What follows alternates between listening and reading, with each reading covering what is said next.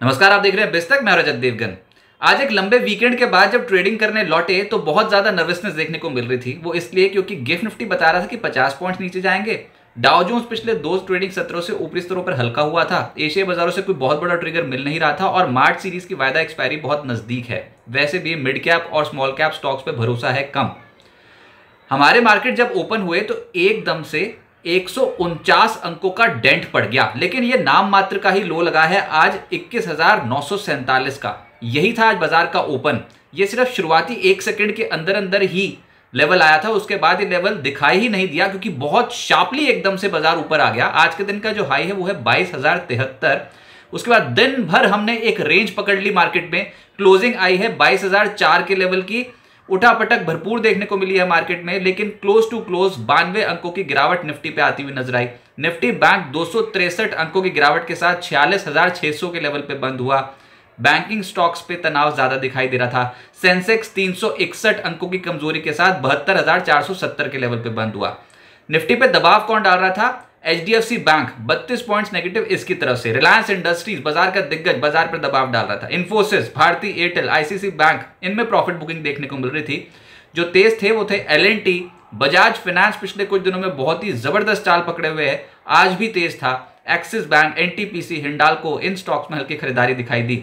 Advances थे Nifty के 20, गिरने वाले थे 30। जो सबसे तेज चला वो था बजाज फाइनेंस 2.5% ऊपर। इसके अलावा हिंडाल्को 2.25% चढ़ गया। अदानी पोर्ट्स, ब्रिटानिया, एनटीपीसी 1.5% से 2.25% की तेजी पकड़े हुए थे। निफ्टी लूजर्स में भारती एयरटेल पिछले कुछ दिनों से चल रहा था, लेकिन आज सरेंडर कर गया, 2% नीचे आया। पावर ग्रिड 2% नीचे। Eicher motor, Wipro, Davis labs, यहां पर प्रॉफिट बुकिंग देखने को मिली। एफएनओ गेनर्स में डॉक्टर लाल पाथ लैब्स बहुत ही सरपट दौड़ गया ये स्टॉक, 6.5% ऊपर। Indigo all time high levels पे पहुंचा 6% तेजी के साथ। हिंद कॉपर 5% चढ़ा। मैक्स फाइनेंशियल और ओएफएसएस 4.5% उछलते हुए नजर आए। एफएनओ लूजर्स में जील 2.25% नीचे, पावर ग्रिड 2% नीचे। आयशर मोटर, भारती एयरटेल, ये तो निफ्टी के ही टॉप लूजर्स की श्रेणी में शामिल हैं। इसके अलावा गोदरेज कंज्यूमर में भी करीब करीब 2% का डेंट पड़ गया। मिड कैप्स में मिली जुली चाल देखने को मिली। जो तेज थे उसमें था टाइम टेक्नोप्लास्ट 13% ऊपर। अपार इंडस्ट्रीज बहुत ही जबरदस्त अपरंपार शक्ति दिखाई दी इसमें आज 11% ऊपर। टोरेंट पावर 10% चढ़ गया। जीपीपीएल 9% से ज्यादा चढ़ा है। फिनोलेक्स केबल्स 9% चढ़ा। सांघवी मूवर 8.5% ऊपर। इंडो काउंट 7% चढ़ गया। त्रिवेणी टर्बाइन 7% ऊपर। ये सब तेजी वाले स्टॉक्स आज आए, लेकिन इनको पकड़ना, इनकी चाल पकड़ना बहुत मुश्किल है। जो भी पोजिशनल काम कर रहे हैं उनका पैसा तो बन रहा है, सिस्टमैटिकली इन्वेस्टमेंट कर रहे हैं उनका पैसा बन रहा है मार्केट में, लेकिन एक मुश्त निवेश बाजार में इस समय काम नहीं कर रहा है।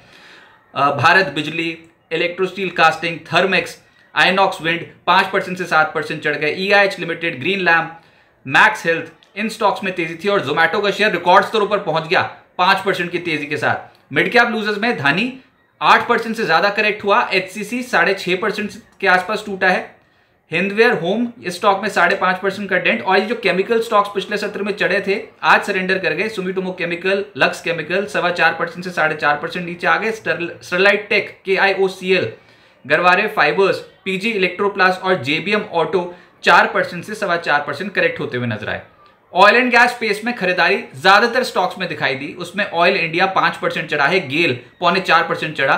गुजरात गैस, पेट्रोनेट, एमजीएल 1.5% से 4.25% चढ़ गए। आईजीएल, आईओसी, बीपीसीएल, इन स्टॉक्स में तेजी थी, लेकिन जो गिरे हैं वो है कैस्ट्रॉल और जीएसपीएल। और इसके बाद रिलायंस इंडस्ट्रीज बाजार पर दबाव डाल रहा था, 0.25% के आसपास की गिरावट यहां पर। रियल एस्टेट इंडेक्स में फिनिक्स लिमिटेड 6% चढ़ा है। प्रेस्टीज 4% चढ़ा। Oberoi realty, Mahindra life space, Godrej properties और डीएलएफ जैसे स्टॉक्स में हल्की खरीदारी होती हुई नजर आई। हेल्थ केयर स्टॉक्स में कहीं खुशी कहीं गम। जो तेज था वो था लाल पाथ लैब्स 6% ऊपर। मैक्स हेल्थ 4.5% चढ़ गया। एल्केम, मेट्रोपोलिस और बिंदो फार्मा 3% से 4.5% चढ़े हैं। बायोकॉन, जाइडस लाइफ, इन स्टॉक्स में तेजी थी, लेकिन जो गिरे हैं वो है डिविस लैब्स, डॉक्टर रेड्डी, सिप्ला 1% से 1.25% नीचे। मेटल्स में जो तेज थे वो थे हिंद कॉपर 5% ऊपर, नाल्को 2.25% ऊपर, हिंडाल्को, जेएसएल, जेएसपीएल, इन स्टॉक्स में तो तेजी थी, लेकिन जो सरेंडर कर गए वो थे वेल्सपन कॉप, रत्नामनी, एपीएल, अपोलो और वेदांता। एक ही सेक्टर में कहीं खुशी कहीं गम, ऐसी वाली मार्केट, बिखरी बिखरी मार्केट दिखाई दे रही है इस समय। फाइनेंशियल्स में मुथूट फाइनेंस, इस स्टॉक में तेजी बनी 3% की। आईसीआईसीआई प्रूडेंशियल 2.5% ऊपर। आज बाजार जब शुरू हुआ था तो इंश्योरेंस सेक्टर से जुड़ी कंपनियां एकदम से तेज थी। बजाज फाइनेंस 2.5% ऊपर रहा। चोला फाइनेंस आज के सत्र में 2.25% चढ़ा है। श्रीराम फाइनेंस 2.25% ऊपर। HDFC, AMC, PFC, Axis bank, HDFC life, इन स्टॉक्स में हल्की खरीदारी हुई। लेकिन जो निजी क्षेत्र के बैंक्स थे वहां पर चाल पलटी, ऊपरी स्तरों पर मुनाफा वसूली दिखाई दी। Majorly HDFC bank, Kotak bank, RBL bank, ICICI bank, इन स्टॉक्स पे दबाव था आधे % से 1.25% का। जो चढ़े कोशिश कर रहे थे जो तेजी की, और वो थे एक्सिस बैंक और इंडसइंड बैंक। IT में Wipro, Infosys, TCS, LTIM, tech Mahindra, इन स्टॉक्स पे दबाव था आधे % से 1.5%। पहले ही बहुत ज्यादा करेक्ट हो चुके हैं ये स्टॉक, हाल फिलहाल में अच्छी पिटाई हो चुकी है इनकी। परसिस्टेंट और LTTS जैसे स्टॉक्स में आज खरीदारी होती हुई नजर आई। SRM कॉन्ट्रैक्टर्स का IPO आज से खुला है, 28 मार्च तक खुला रहेगा। पहले ही दिन 3.62 टाइम सब्सक्राइब होता हुआ नजर आया है। प्राइस बैंड 200 से 210 रुपए प्रति शेयर का रखा गया है। इश्यू साइज है 130.2 करोड़ रुपए और ये फुल्ली सब्सक्राइब हो चुका है। अब देखते हैं इसके फाइनल सब्सक्रिप्शन फिगर्स 28 मार्च को क्या निकलते हैं।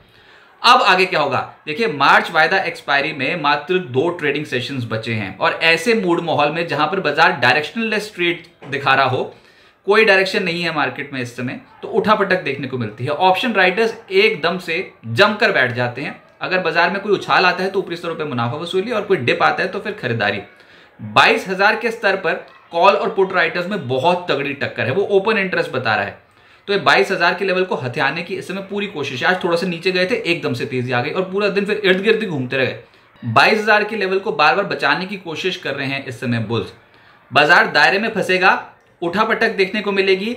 निफ्टी पर 21,880 का स्तर बहुत इंपॉर्टेंट है, ये आप समझ लीजिए अभी का शॉर्ट टर्म सपोर्ट है। 21,880 के लेवल के ऊपर ही बुल्स की ताकत है। अगर 21,880 का लेवल तोड़ दिया तो एकदम से गिरावट हावी होगी और फिर जो अगला सपोर्ट लेवल है वो मार्च सीरीज का लो है, वो है 21,710। उसके बाद अगर वो लेवल निकला तो फिर तो परेशानी बढ़ जाएगी। लेकिन अभी तक के संकेतों के हिसाब से ऐसा लग नहीं रहा 21,880 का लेवल टूटेगा, क्योंकि 50 दिनों की औसत भी यहीं पर ही आके टकराती है जो कि है 21,882। ये 50 डे एक्सपोनेंशियल मूविंग एवरेज है। फिलहाल 21,880 के बाद 21,710 का आप सपोर्ट मान के चलें, लेकिन पहले तो हम 21,880 को ही रिस्पेक्ट करने की कोशिश करेंगे। और निफ्टी पर मार्च सीरीज के लिए 22,180 से लेकर 22,230 के रेंज पे एक रेजिस्टेंस आके टकराती है। इस लेवल को बार बार चुनौती दी है बुल्स ने, लेकिन यहां पर इस लेवल के ऊपर निकलने में हाल फिलहाल में बहुत ज्यादा दिक्कत आ रही है। तो ये जो है ना 22,180 और 22,230 ये रेजिस्टेंस लेवल्स हैं।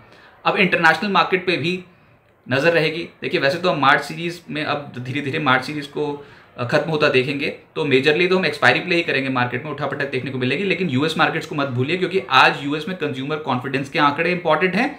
उसके बाद इस हफ्ते यूएस में पर्सनल कंजम्पशन एक्सपेंडिचर का आंकड़ा आना है।